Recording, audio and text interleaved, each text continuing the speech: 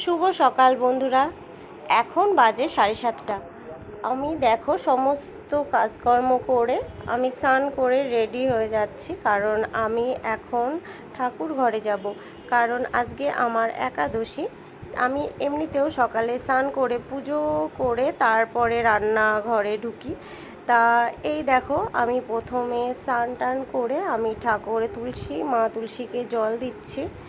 চলো, তোমাদের আগেও আমি আমার ঠাকুর ঘরে তোমাদের দেখিয়েছি।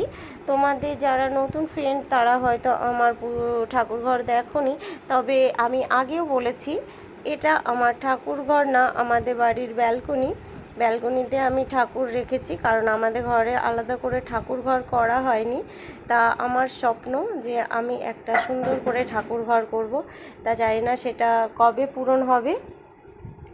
তা আজকে যেহেতু একাদশী, তাই আমি তোমাদের দেখাচ্ছি আমার ঠাকুর ঘরের সঙ্গে, আমার গোপালের সঙ্গে, সবার সঙ্গে আমি আমার রাধা মাধব, আমার ভোলেনাথ সবার সাথে তোমাদের চলো পরিচয় করিয়ে দিই।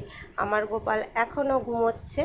এই দেখো আমি ফুল ভোরবেলায় উঠে ফুল তোলা হয়ে গেছে আমার। তা সব এই যে গোপাল ঘুমোচ্ছে, আমি গোপালকে তুলছি আদর করে।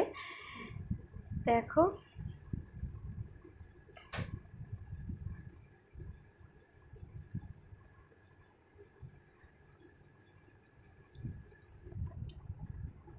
এই দেখো আমার গোপাল। তা তোমরা আমার গোপালকে এই যে দেখো, ও ঘুম থেকে উঠে ওকে এই যে স্নান করিয়ে দিচ্ছি আমি।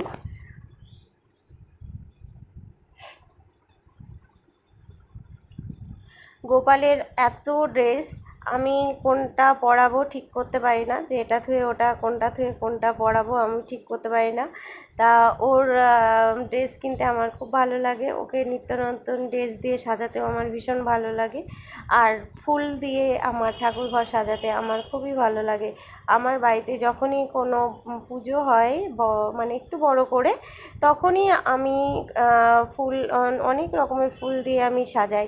এমনিতেও আমার বাড়িতে অনেক রকম ফুল গাছ আছে, কাঞ্চন ফুল, গন্ধরাজ, মাকড়সা, গাঁদা ফুল, ধুত্রা, স্থলপদ্ম, মানে তুমি যা বলবে সমস্ত রকমের ফুলই আমার বাড়িতে আছে, কারণ আমার ঠাকুরকে ফুল দেওয়ার জন্য আমার অন্য কোথাও ফুল আনতে যেতে হয় না, সমস্ত ফুল আমার বাড়ি থেকেই পাওয়া যায়, এবং আমার বাড়ির ফুল অন্যরা নিয়ে গিয়েও পুজো করে।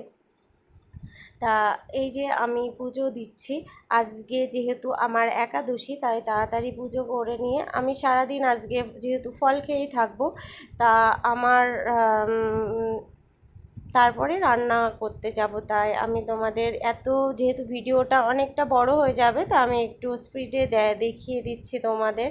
তা তোমরা বলো আমার গোপালকে কেমন লাগছে, তোমরা একটু বলো, জানিও আমার গোপালকে কেমন লাগছে তোমাদের। তা এই দেখো, এর আগেও আমি আমার গোপালকে দেখিয়েছি, যারা নতুন ফ্রেন্ড তারা হয়তো দেখোনি, সেই কারণে আজকে আবার দেখাচ্ছি আমার গোপালকে। আমার গোপালের বার্থডের সময় আমি সবাইকে দেখিয়েছিলাম। তা তোমরা সবাই আশীর্বাদ করো যাতে আমি আমার গোপালের একটা সুন্দর ঠাকুর ঘর করতে পারি, কারণ আমার স্বপ্ন, কারণ আমার যখন এই বাড়িটা করা হয়েছিল কোনো ঠাকুর ঘর নেই, তাই আমি ব্যালকনিতেই ঠাকুর রেখেছি। তা আমার খুব খারাপ লাগে যে আমি এখনও পর্যন্ত ঠাকুর ঘর করতে পারিনি। তা এইখানেই আছে আমার গোপাল। দেখো আমার গোপালকে আমি খুব সুন্দর করে সাজিয়ে রাখি সব সময়। আমার ওকে সাজিয়ে খুব ভালো লাগে, মন ভরে যায়, ওকে ফুল দিয়ে নানা রকমভাবে সাজাতে আমার ভীষণ ভালো লাগে।